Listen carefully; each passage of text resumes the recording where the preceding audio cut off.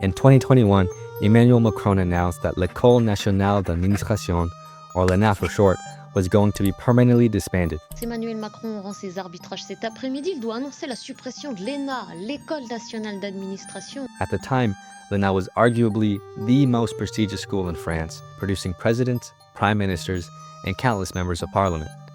Macron himself attended l'ENA when he was younger. So why did Macron feel that this school, designed to train French civil servants of all backgrounds to work in government, just had to be abolished? Well, let's go back to the beginning. L'ENA was founded in 1945 under the direction of Charles de Gaulle. At the time, France faced a huge problem. It had to build a government, essentially from scratch. You see, before World War II, France was governed by the Third Republic. The Nazis destroyed this government when they conquered France, replacing it with the collaborationist Vichy regime under Marshal Pétain. By the time the war was over, almost everybody who had worked in the Third Republic was either dead, displaced, or had collaborated with the Nazis. As the French tried to rebuild their country, they had a huge need for people to run the new government. De Gaulle's solution was to create a school that would teach its students how to be civil servants. It would allow him to bring some of France's most talented students into the bureaucracy and filter out any collaborationists. It would also streamline the government hiring process. Instead of each ministry having its own protocols, the Republic would now have a pool of talented, trained young professionals ready to do whatever job needed to be done. Soon, l'ENA became the way for ambitious young Frenchmen to start a career in politics. Each year, hundreds of qualified applicants would apply for one of the 80 to 90 available spots, with only around 10% getting accepted. The application itself was quite rigorous, with candidates having to go through multiple tests, getting evaluated on law, economics, and international relations. The final test was something called the Grand Oral, where candidates would have to go up in front of a panel of judges for 45 minutes, where absolutely any question could be asked of them. Êtes-vous pour ou contre la peine de mort? Éclairez-moi. Elle existe toujours? Aspirez-vous à la célébrité? J'aspire à être utile. Vous avez fait normal lettres avant de présenter le concours de l'ENA. Selon vous, la littérature a-t-elle encore une utilité dans le monde d'aujourd'hui? En ce qu'elle est un témoin de notre société et un outil de civilisation, oui, je le crois. Those who were lucky enough to get accepted then got to study the ins and outs of French government for 2 years, paying no tuition. Their education also involved doing multiple internships in different sectors of the government. When Macron went to l'ENA, for example, he did an internship with the French embassy in Nigeria and another with the local government of the Oise region. After graduating from l'ENA, students would then get jobs in some of the most prized posts in the French government. Those who graduated in the top 10 of their class would basically just be asked which job they wanted and then get it. And for the rest of their careers, graduates would have their degrees from l'ENA and their extremely influential alumni network to help them stand out. It's not a coincidence that of all 8 presidents of the French Fifth Republic, half of them went to l'ENA, and one of them was its founder. L'ENA has also produced 8 prime ministers, 2 presidents of foreign countries, and countless of other assembly members, ministers, and CEOs.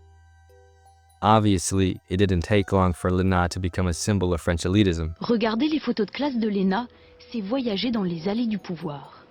As graduates of l'ENA, who are commonly called énarques, began to fill up more and more of the top positions in government, the school began to be seen as a way for the elite to gatekeep their influence. This wasn't what de Gaulle intended for l'ENA. De Gaulle wanted the school to be completely egalitarian and meritocratic. Anyone, no matter where they came from, could be accepted into l'ENA as long as they performed well on the entrance exams. But as the years went by, l'ENA became almost exclusively a school for the wealthy and powerful, especially for the children of former énarques. In 1950, 29% of students at l'ENA came from working class backgrounds. In 2002, that dropped to 9%. In 2020, there was only 1 student from a working class background out of a class of 80. Students were also a majority white, not reflecting the demographics of modern France. Soon enough, l'ENA became a mark of both intelligence, but also privilege. Being an énarque meant you were part of the in crowd, a member of the establishment. Vous savez, je vous fais une confidence. J'ai été ministre, je suis président de la République. Je crois de tous mes collaborateurs être celui qui a le parcours scolaire le moins prestigieux. Et pourtant, c'est moi le président. Hein. The school itself became emblematic with the failed promise of social mobility in a society that was supposed to be meritocratic, and of elitism in a country that was supposed to be egalitarian.